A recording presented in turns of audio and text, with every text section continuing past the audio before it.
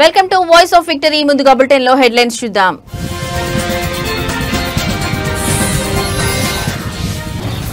Group 1 పై Telangana high court కీలక తీర్పు. గతంలో ప్రకటించిన జనరల్ ర్యాంకింగ్ లిస్టు రద్దు.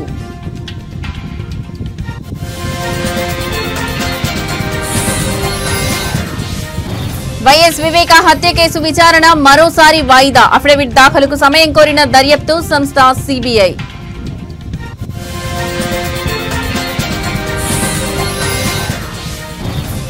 ఆల్ టైమ్ రికార్డ్ బద్దలు కొట్టిన బంగారం. చరిత్రలో తొలిసారిగా 24 క్యారెట్ల పసిడి ధర 1,10,000.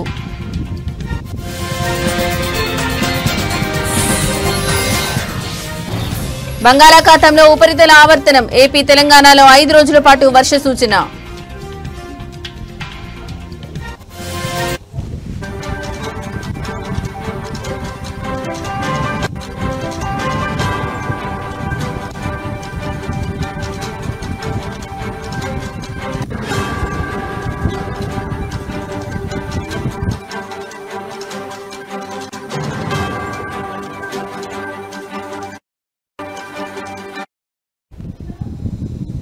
రైట్, ఇక బ్రేకింగ్ న్యూస్ చూస్తున్నాం. గ్రూప్ 1 పై తెలంగాణ హైకోర్టు సంచలన తీర్పు వెలువరించింది. గ్రూప్ 1 పిటిషన్లను కొట్టివేసిన తెలంగాణ హైకోర్టు మెయిన్స్ పరీక్ష పేపర్లను రివాల్యుయేషన్ చేయాలని టీజీపీఎస్సీకి ఆదేశం. రీవాల్యుయేషన్ ఆధారంగా ఫలితాలు వెల్లడించాలని టీజీపీఎస్సీకి ఆదేశం.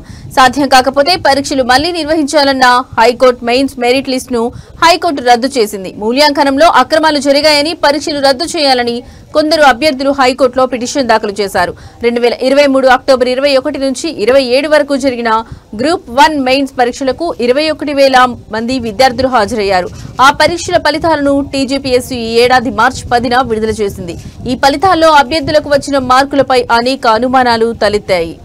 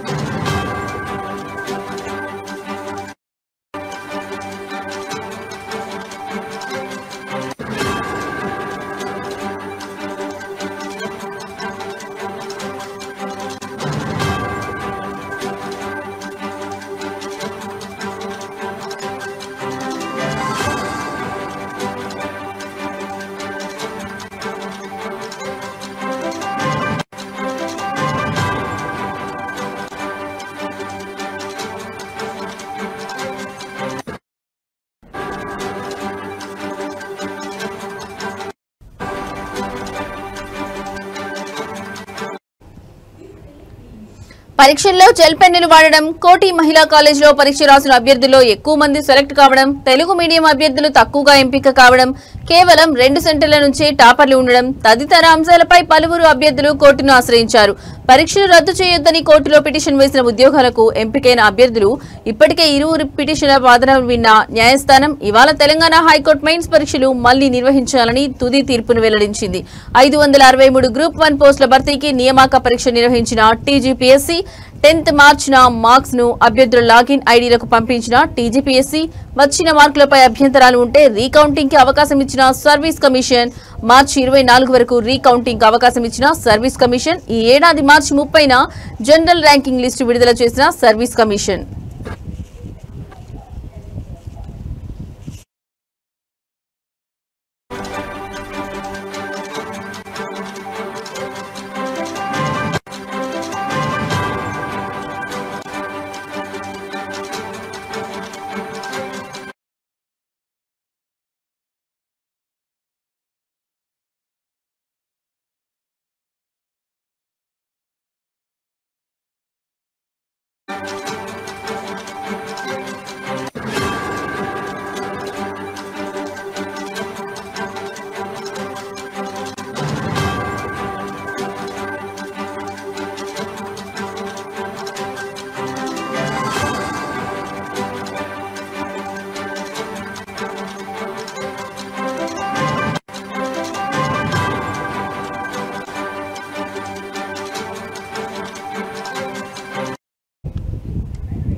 రైట్, ఇక మరో బ్రేకింగ్ న్యూస్ చూస్తున్నాం. రాష్ట్ర వ్యాప్తంగా తీవ్ర సంచలనం సృష్టించిన మాజీ మంత్రి వైఎస్ వివేకానందరెడ్డి హత్య కేసుకు సంబంధించిన విచారణను సుప్రీంకోర్టు మరోసారి వాయిదా వేసింది. ఈ కేసుకు సంబంధించి అఫిడవిట్ దాఖలు చేసేందుకు దర్యాప్తు సంస్థ సిబిఐ మరింత సమయం కోరడంతో తదుపరి విచారణను ఈ నెల 16వ తేదీకి వాయిదా వేస్తున్నట్లు జస్టిస్ ఎంఎం సుందరేష్ నేతృత్వంలోని ధర్మాసనం ప్రకటించింది.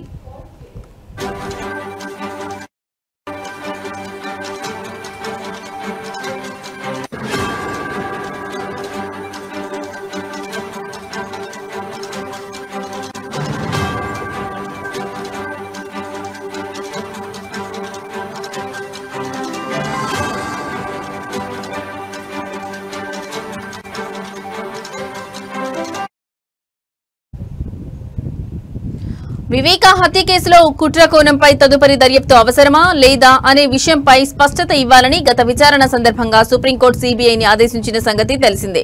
దీనిపై తమ వాదనలు వినిపించేందుకు సిద్దం కావాల్సి ఉందని సీబీఐ తరపున అదనపు సొలిసిటర్ జనరల్ ఎస్వీ రాజు కోర్టుకు విన్నవించారు. అఫిడవిట్ దాఖలు చేసేందుకు కొంత గడువు కావాలని ఆయన అభ్యర్థించారు.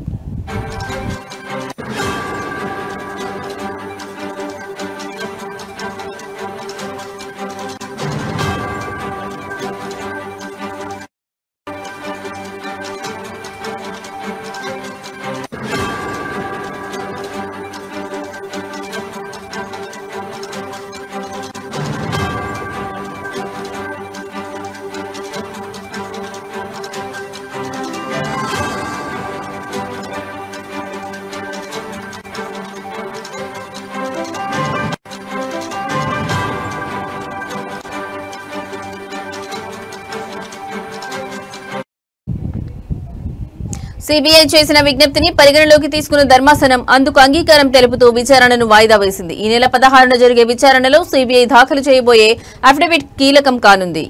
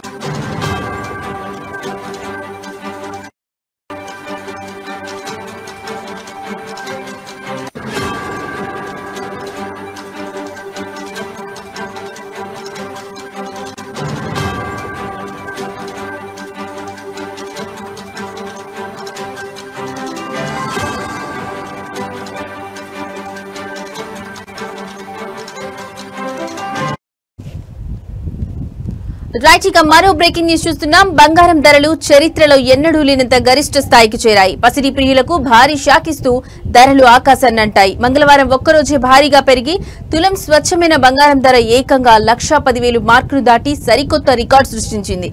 వెండి ధరలు కూడా అదే దారిలో పయనిస్తూ కొనుగోలుదారులకు చుక్కలు చూపిస్తున్నాయి.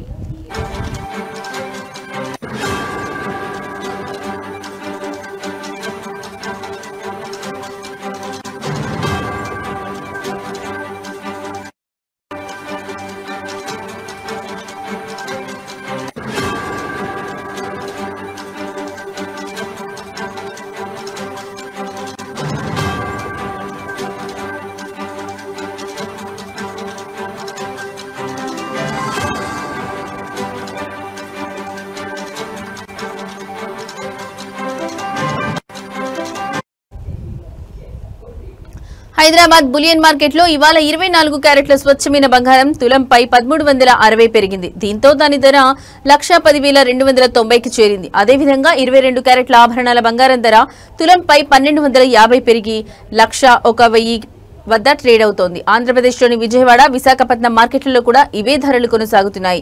బంగారంతో పాటే వెండి ధరలు కూడా భగ్గుమన్నాయి. హైదరాబాద్ మార్కెట్లో కిలో వెండిపై ఒక్కరోజే 3,000 పెరగడంతో దాని ధర 1,40,000 వద్దకు చేరింది. ఒకే రోజు ఇంత భారీ స్థాయిలో ధరలు పెరగడంతో బంగారం కొనాలనుకునే సామాన్య మధ్యతరగతి ప్రజలు ఆందోళన వ్యక్తం చేస్తున్నారు.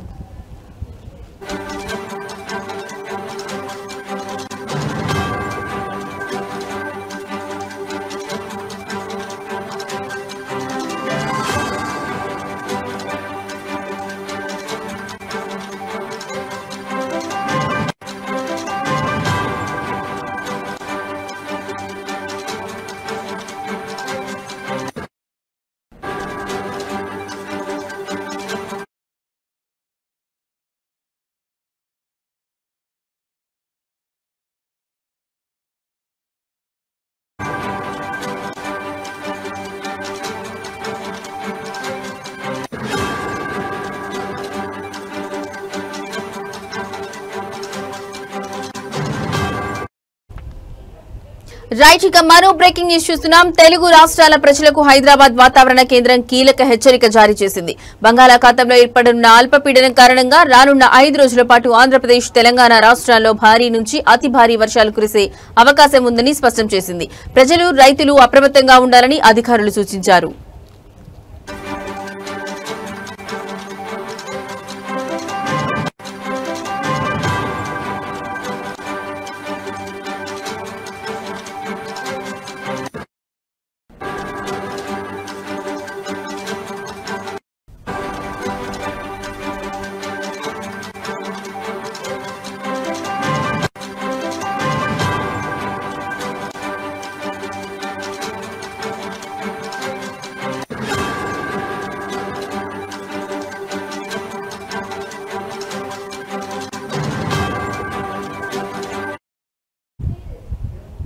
హైదరాబాద్ వాతావరణ కేంద్రం విడుదల చేసిన ప్రకటన ప్రకారం 13వ తేదీన బంగాళాఖాతంలో అల్పపీడనం ఏర్పడనుంది. ఈ వాతావరణ వ్యవస్థ ఆంధ్రప్రదేశ్, తెలంగాణ, ఒడిశా రాష్ట్రాల వైపుగా కదిలే అవకాశం ఉందని అధికారులు అంచనా వేస్తున్నారు.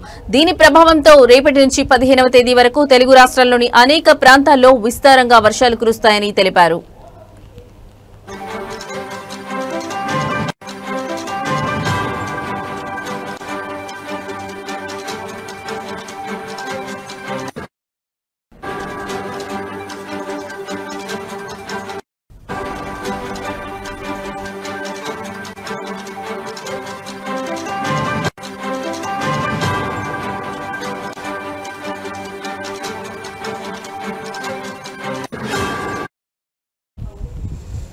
కొన్ని చోట్ల కుండపోత వర్షాలు నమోదయ్యే అవకాశం ఉందని, వర్షాలతో పాటు బలమైన ఈదురుగాలులు కూడా వీస్తాయని వాతావరణ శాఖ హెచ్చరించింది. ఇక తెలంగాణలోని పలు జిల్లాల్లో ఈ నెల 14వ తేదీ వరకు తేలికపాటి నుంచి మోస్తారు వర్షాలు కురుస్తాయని వివరించింది.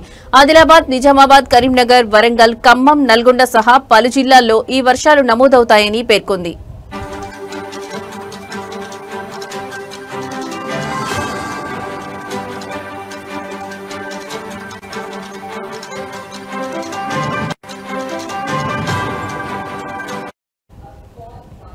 గడిచిన 24 గంటల వ్యవధిలో ఇప్పటికే వరంగల్, హనుమకొండ, ములుగు జిల్లాల్లో మోస్తరు వర్షపాతం నమోదైనట్లు అధికారులు వెల్లడించారు. వరంగల్లో అత్యధికంగా 5.92 సెంటీమీటర్ల వర్షం కురవగా కిల్లా వరంగల్లో 5.57 సెంటీమీటర్లు, గీసుకొండలో 4.50 సెంటీమీటర్ల వర్షపాతం రికార్డైంది.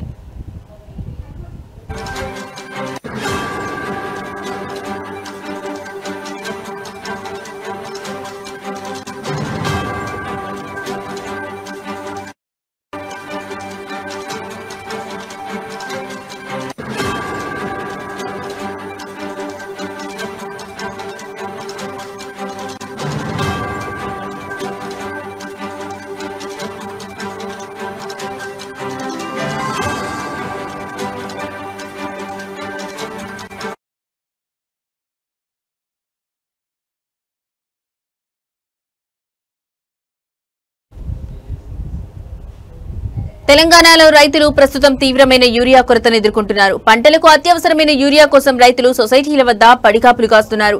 గతంలో ఎన్నడూ లేని విధంగా రైతులు యూరియా కోసం పడరాని పాట్లు పడుతున్నారు.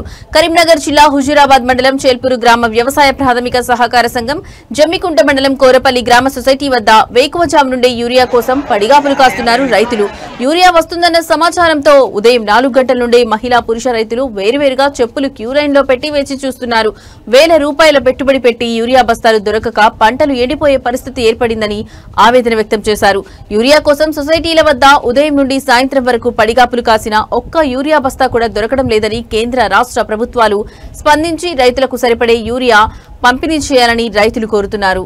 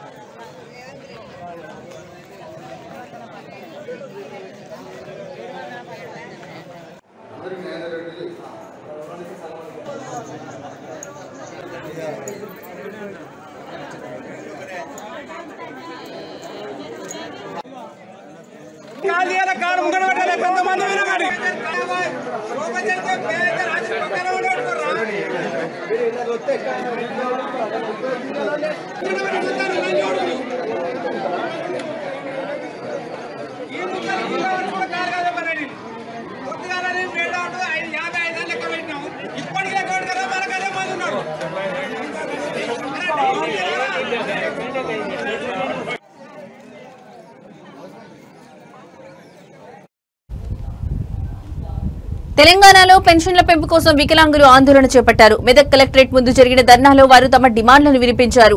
ఈ సందర్భంగా వికలాంగుల హక్కుల పోరాట నాయకులు దండెళ్ల సామేల్ మాట్లాడుతూ రాష్ట్ర ప్రభుత్వం వికలాంగులను మోసం చేసిందని ఆరోపించారు. ఆంధ్రప్రదేశ్లో ఇస్తున్న విధంగా ఇక్కడ పెన్షన్లు ఎందుకు ఇవ్వడం లేదని ఆయన ప్రశ్నించారు.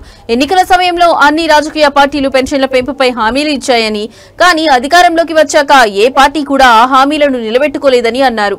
ఈ పోరాటానికి మద్దతుగా ఎంఆర్పీఎస్ జాతీయ అధ్యక్షులు మందకృష్ణ మాదిగ మాట్లాడుతూ ఇల్లు, పెళ్లి, వైద్యం, విద్య, ఉద్యోగం వంటి అంశాలపై కూడా ప్రభుత్వం దృష్టి సారించాలని అన్నారు. ఆగస్టు 24న జరిగే వికలాంగుల మహాగర్జనను విజయవంతం చేయాలని ఆయన పిలుపునిచ్చారు. మెదక్ జిల్లాలోని పెన్షన్ లబ్ధిదారులంతా నర్సాపూర్లో జరిగే సమావేశంలో పాల్గొని పోరాటానికి మద్దతు ఇవ్వాలని దండొల్ల సామేల్ కోరారు.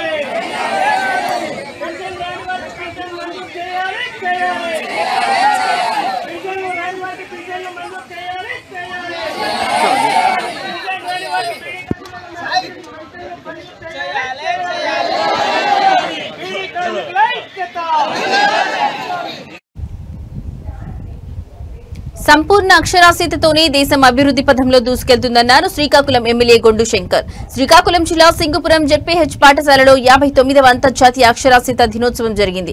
ఎమ్మెల్యే సర్పంచ్ గుండా ఆదిత్యనాయుడు జ్యోతి ప్రజ్వలన చేసి కార్యక్రమాన్ని ప్రారంభించారు.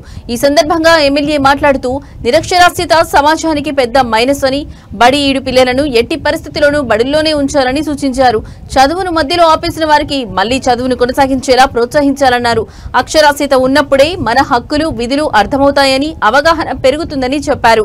వయోజనులకు విద్య అవసరం ఉందని, వారిని అక్షరాస్యులుగా చేయడం ద్వారా ప్రభుత్వ పథకాలపై అవగాహన పెంపొందుతుందని తెలిపారు.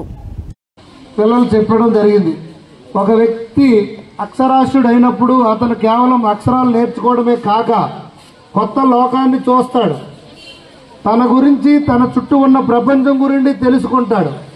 అది కేవలం చదువు వల్ల మాత్రమే సాధ్యం. సరైన నిర్ణయాలు తీసుకోవడానికి శక్తిని పొందుతాడు. మరియు ఆర్థికంగా, సామాజికంగా ఎదిగే అవకాశాలను కూడా కల్పించుకుంటాడు చదువుకున్న వ్యక్తి. అక్షరాస్యత అనేది వ్యక్తికి స్వయం అభివృద్ధికి, ఆత్మవిశ్వాసానికి మరియు సమాజంలో గౌరవంగా జీవించడానికి అవసరమైనటువంటి సాధనం. విద్య అనేది ప్రతి ఒక్కరి ప్రాథమిక హక్కు. అక్షరాస్యత ఆ హక్కుకు పునాది. మహిళా అక్షరాస్యత పట్ల మనం ప్రత్యేక శ్రద్ధ తీసుకోవాలి. ఒక మహిళ అక్షరాస్యురాలు అయితే ఆ కుటుంబం మొత్తం విద్యావంతులు అవుతారు. అలాగే సమాజం కూడా పురోగమిస్తుంది. ఎందరో మహానుభావులు చదువును ఆయుధంగా ఉపయోగించి సమాజాన్ని వెలిగించారు. వారిలో ఒకరు డాక్టర్ బాబాసాహెబ్ అంబేద్కర్. తెలంగాణలో యూరియా కొరత రైతులను తీవ్ర ఇబ్బందులకు గురిచేస్తుంది. హనుమకొండ జిల్లాలోని పరకాల రైతు వేదిక వద్ద వెలుగులోకి వచ్చిన ఒక ఘటన ఈ సమస్య తీవ్రతను స్పష్టం చేస్తోంది. జ్వరం వచ్చినా తన చిన్నారి కూతురికి సిరప్ తాగిస్తూ ఒక మహిళా రైతు యూరియా కోసం గంటల తరబడి పడిగాపులు కాసింది. యూరియా కోసం వేచి చూడాల్సిన దుస్థితి ఏర్పడడంతో ఇంట్లో పిల్లలను ఒంటరిగా వదిలి వెళ్లలేక వారిని కూడా వెంట తెచ్చుకోవాల్సి వచ్చిందని ఆ తల్లి ఆవేదన వ్యక్తం చేసింది. ఈ దృశ్యం ప్రస్తుతం సామాజిక మాధ్యమాల్లో వైరల్ అవుతోంది. రైతులు పంటల అవసరాల కోసం తీవ్ర ఇబ్బందులు పడుతున్నారని, ప్రభుత్వాలు వెంటనే స్పందించి ఈ సమస్యను పరిష్కరించాలని నెటిజన్లు డిమాండ్ చేస్తున్నారు.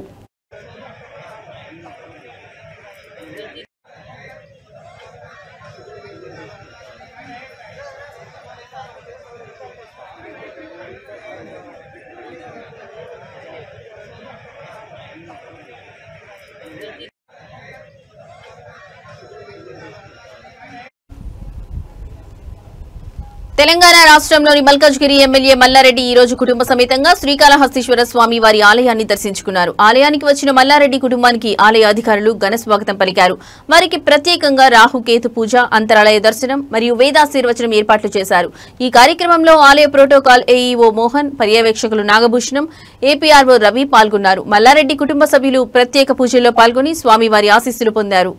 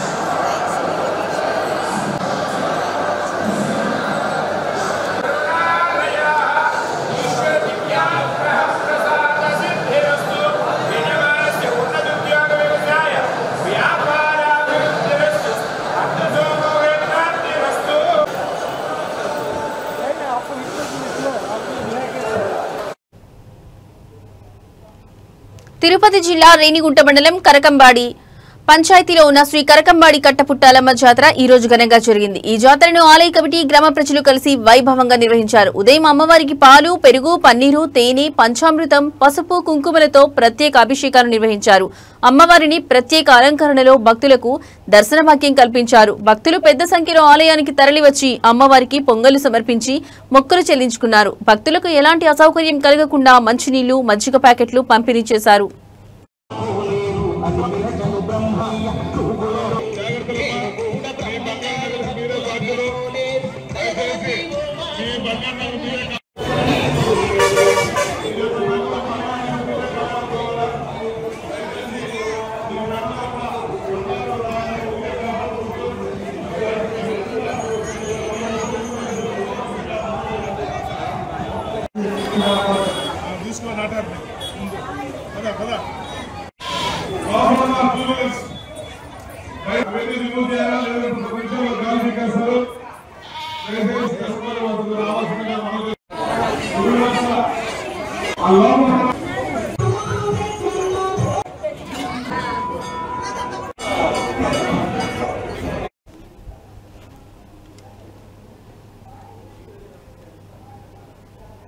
ఇవి ఇప్పటివరకున్న బులెటిన్ అప్డేట్స్. నమస్తే.